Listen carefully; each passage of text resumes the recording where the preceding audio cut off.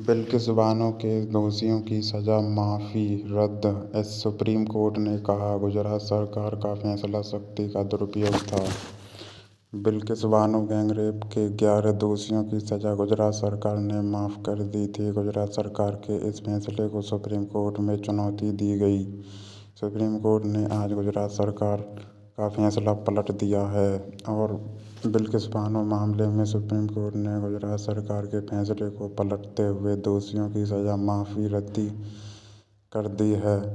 Supreme court के फैसले के बाद दोषियों को अब फिर से जेल जाना होगा।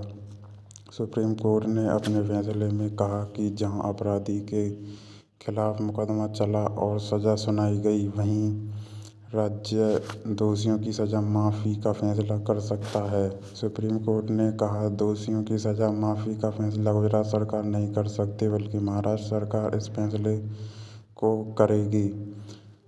मतलब कि बिल्किस बानो मामले की सुनवाई महाराष्ट्र में होगी। कोर्ट ने ये भी कहा कि दोषियों को रिहा करने का गुजरात सरकार का फैसला शक्ति का दुरुपयोग है।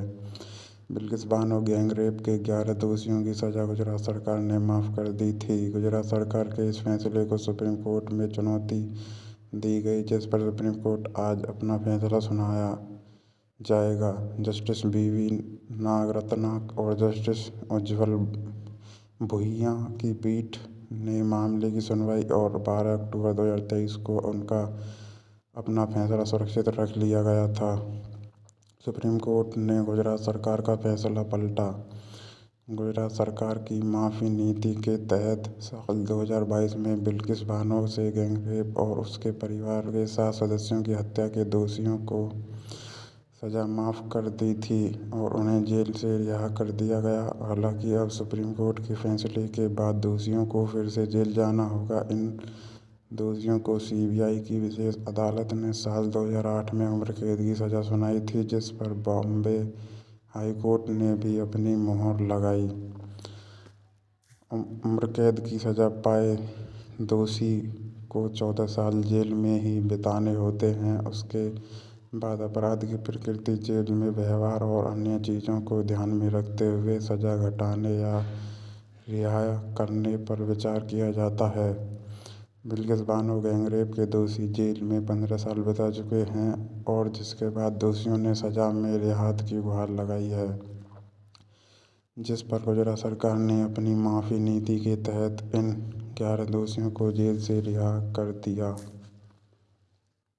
गुजरात सरकार के इस फैसले के खिलाफ 30 नवंबर 2022 को सुप्रीम कोर्ट में 2 याचिका दायर की गईं। पहली याचिका में दोषियों की रिहाई को चुनौती देते हुए उन्हें वापस जेल भेजने की मांग की गई और दूसरी याचिका में सुप्रीम कोर्ट के मई में दिए गए आदेश पर पुनर्विचार की मांग की गई, जिसमें सुप्रीम कोर्ट ने कहा था कि दोषियों की रिहाई का फैसला गुजरात सरकार करेगी।